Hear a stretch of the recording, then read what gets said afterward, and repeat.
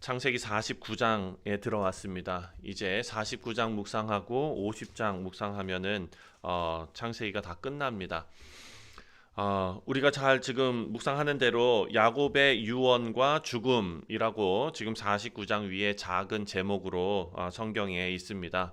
맞습니다. 야곱이 지금 유언을 하고 있고 죽음을 앞두고 있습니다. 그래서 각 사람들 12아들을 불러서 자기 아들들에게 마지막 말을 지금 남기고 있습니다.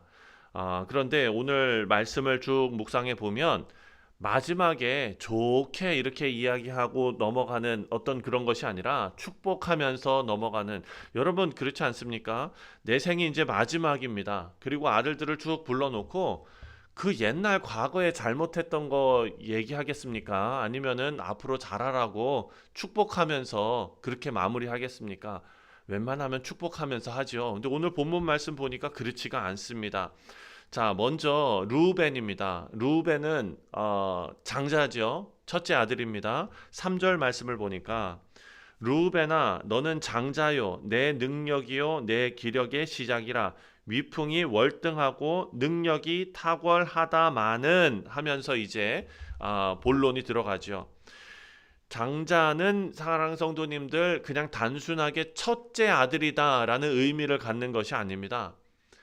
아버지의 권위와 그리고 아버지의 상속권을 가지고 있는 어떤 대표성을 가지고 있는 사람이 장자죠. 그래서 지금 3절 말씀을 보면 내 능력이라 그러고 내 기력의 시작이다 이렇게 이야기합니다. 그런데 탁월하지 못할 것이다 라고 말하면서 옛날 죄를 꺼내 듭니다. 그 옛날 죄 무엇입니까? 지금 4절 말씀을 보니까 물의 끓음 같았은즉 너는 탁월하지 못하리니 내가 아버지의 침상에 올라 더럽혔음이로다. 그가 내 침상에 올랐었도다 라고 말합니다. 여러분 이거 우리가 35장에서 묵상했던 내용이죠. 지금 루벤이 예전에 지금 뭐 며칠 전이지만 그래도 다시 한번 생각해 보면, 자, 레아와 라헬이 있었습니다. 그리고 나서 이 시기 질투로 인해서 여종들을 또 드리지 않았습니까? 네, 라헬이 빌하라는 여종을 드렸지요. 그런데 어떤 일이 벌어졌느냐? 35장 22절 말씀을 보면 루벤이 아버지의 여종이었던 빌하와 동침합니다. 아버지 침상에서. 그런데 아버지가 야곱이 그것을 어디서 듣습니까? 밖에서 그 소리를 들었다라는 기록이 나오지 않습니까? 지금 이 내용을 보면 야곱은 지금 그 아들의 성정을 잘 알고 있습니다. 물이 끓음 같도다라고 말합니다. 여러분 물을 막 끓이면은 그냥 막 요동치면서 막 끓지 않습니까? 안정감이 없고 흘러 넘치고 절제가 없다라는 것입니다. 자기 욕망을 다스릴 줄 모른다라는 거예요. 르우벤은 사실 생각해 보면 야곱이라는 어마어마한 인물의 첫째 아들입니다. 장자입니다. 그러니까 유리한 자리에서 시작이 된 거예요. 그렇지만 그 자리를 다 잃어버립니다. 자, 지금 아버지의 여종과 동침했다라는 사실만 놓고 이 르우벤이 자기 감정을 그 욕망을 다스리지 못했다라고만 넘어갈 게 아닙니다. 이것은 큰 의미를 갖습니다. 아버지의 여종들과 동침했던 사람이 또 있습니다. 이후에 다윗 왕의 아들, 다윗 왕을 배신하고 아버지의 왕권을 빼앗았던 압살롬이 똑같은 일을 했습니다. 아버지의 후궁들을 이제 그 쿠데타를 일으킨 후에 아버지의 후궁들과 다 동침합니다. 이 일이 어떤 일인가? 아버지의 여종과 동침한다는 것은요, 아버지의 권위를 빼앗는 의미로서의 지금 심각성을 가지고 있는 것입니다.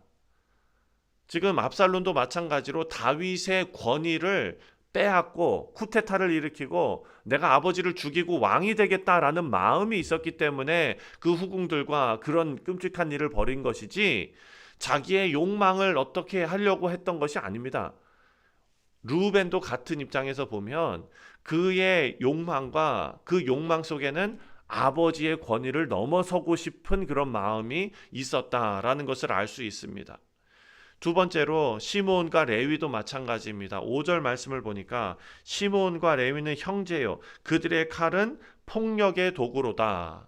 자, 지금 이 아들들이 폭력의 칼로서 그 큰 문제를 일으켰던 적이 있죠. 언제입니까? 바로 세겜에서 그런 일이 있었습니다.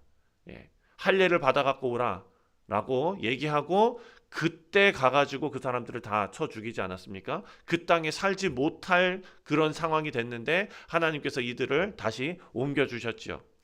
자, 그들을 어떻게 정의하냐면 그들의 분노와 막 이제 그 폭력성과 이런 것을 지금 야곱이 드러내고 있습니다. 그리고 7절 말씀을 보니까 7절에 그 노여움이 혹독하니 저주를 받을 것이요 분기가 맹렬하니 저주를 받을 것이다. 이렇게 말합니다. 죄는 그냥 단순히 행동 하나 잘못한 것을 죄로 말하지 않습니다. 그 사람 안에 있는 죄성, 방향의 문제라는 것입니다. 르우벤도 마찬가지고 시므온도 마찬가지고 레위도 마찬가지고 모두 다 실패한 사람들입니다.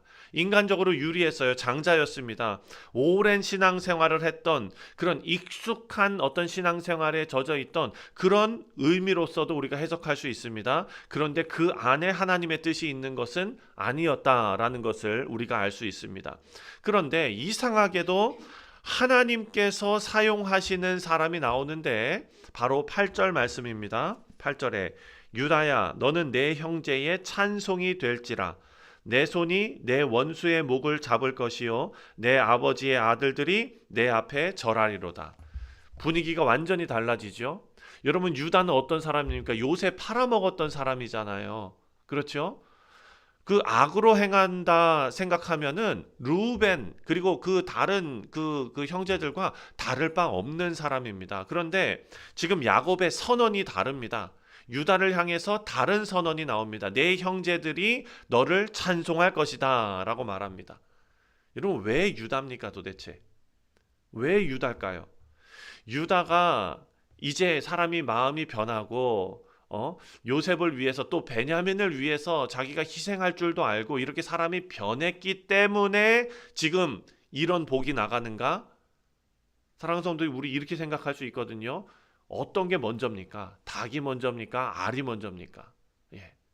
이것은 어찌 보면 하나님께서 구속사 가운데 유다를 향한 하나님의 계획이 있으셨기 때문에 이런 변화도 그 가운데 일어났다라는 거예요. 그러니까 우리 모두도 마찬가지입니다. 우리도 신앙의 성숙함으로 정말 하나님 앞에 성숙한 신앙인으로서 서고 싶은데 그것이 우리가 신앙의 성숙함을 보였기 때문에 하나님께서 그 자리에 세우신 것인가? 아니면은 하나님의 선하신 뜻 가운데 우리의 인생이 지금 변하고 있는가? 사랑하는 성도님들 후자라는 것이죠. 우리는 예수 그리스도의 피의 공로로 구원받은 사람이 되었습니다. 하나님께서 구원받은 자로서 법적으로 선언해 주셨습니다. 그리고 이후에 하나님께서 그 선언에 걸맞는 삶을 살 수 있도록 성령 하나님께서 우리와 동행하시며 거룩의 길로 인도하고 계심을 믿습니다.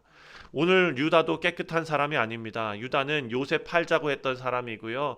다말 사건에서도 수치가 드러났던 사람입니다. 그런데 창세기 후반부에 보면 유다가 점점 변하고 있습니다. 그리고 44장에서 예전에 동생 팔아먹었던 사람이 이제 베냐민 대신에 자기가 종이 되겠다라고 말합니다. 내가 담보가 되었다. 사랑하는 성도님들, 하나님께서는요 이런 사람도 들어 쓰시는데 그 들어 쓰심이 바로 하나님의 선한 뜻을 위함이다라는 것입니다. 우리 사랑하는 성도님들, 우리도 하나님께서 안 쓰실 이유가 없습니다. 이런 사람들도 다 쓰셨는데, 그렇죠? 우리는 하나님의 선하신 뜻 가운데 하나님의 인도하심을 받아 하나님께 쓰임받는 귀한 주의 종들인 줄 믿으시기 바랍니다. 세 번째로 하나님께서는요 유다를 통해서 왕을 준비하고 계신다라는 사실을 우리가 오늘 본문 말씀에서 알 수 있습니다. 9절 말씀입니다. 9절에 유다는 사자 새끼로다. 내 아들아 너는 움킨 것을 찢고 올라갔도다. 그가 엎드리고 웅크림이 숫사자 같고 암사자 같으니 누가 그를 범할 수 있으랴. 자, 사자는 무엇을 상징합니까? 왕을 상징합니다. 사자는 왕권을 상징하는 그런 상징물입니다. 10절 말씀에서도 창세기 전체에서 정말 중요한 구절이 바로 49장 10절 말씀입니다. 창세기에 하나님께서 천지 창조하시고 그 구속의 역사를 이루어 나가시는 그 내용 중에 가장 중요한 내용, 바로 메시아 본문입니다. 10절 말씀에 이렇게 나옵니다.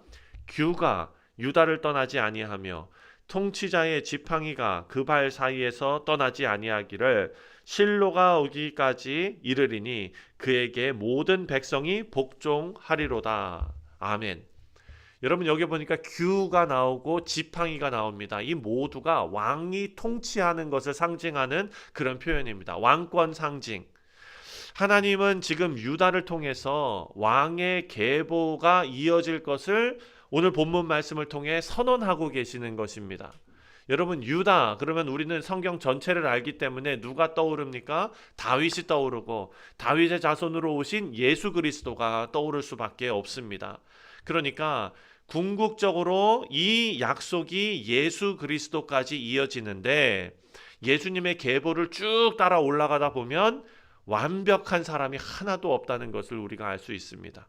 루벤부터 시작해가지고 시므온부터 레위, 유다, 하나님은 좀 모든 연약한 사람들 속에서도 구속의 역사를 이어오고 계신다라는 것이죠. 이것이 우리가 매번 들었기 때문에 큰 감흥이 없을 수 있습니다. 사랑하는 성도님들, 하지만 이 하나님의 역사와 하나님의 이 통치 방법이 바로 우리의 삶과 직결되어 있다라는 것을 우리가 깨달아야 합니다. 유다는 베냐민 대신에 자기가 종되었다고 했습니다. 예수님은 우리 같은 죄인 대신에 십자가를 지셨습니다. 그리고 하나님께서는 우리가 예수 그리스도와 같은 삶을 살기를 원하십니다. 창세기 49장 어떤 한 유다라는 지파에 대한 칭찬과 예언으로 받아들일 수 없습니다.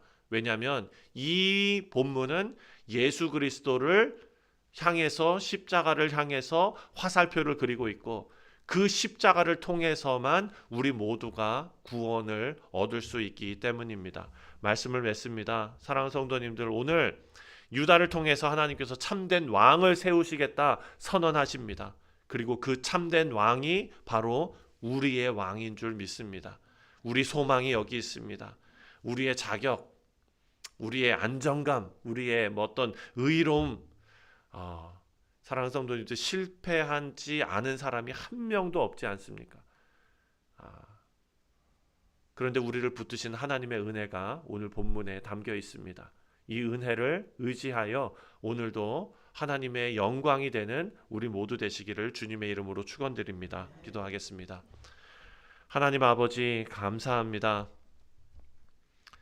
유다의 계보를 통해서 우리 주 예수 그리스도가 오셨는데 그 주님을 바라보게 하시니 감사를 드립니다. 우리 자격, 우리의 어떤 능력, 우리의 의지, 우리의 의로움, 이런 모든 것이 아니라 하나님의 은혜로 언약이 이루어져 왔음을 보게 하시니 주님 감사합니다. 아버지여, 우리도 르우벤과 같이 넘어지고 유다처럼 실패하고 이런 인생을 살아가고 있지만 우리 연약함 속에서도 우리 주 예수 그리스도의 은혜가 일하고 계심에 감사와 찬송을 올려드립니다. 오늘도 주님 붙들고 승리하는 우리 인생들 다 되게 하여 주옵소서. 십자가의 은혜만 붙잡는 삶이 되게 하여 주옵소서. 감사드리오며 예수님의 이름으로 기도하옵나이다. 아멘. 하늘에 계신 우리 아버지여, 이름이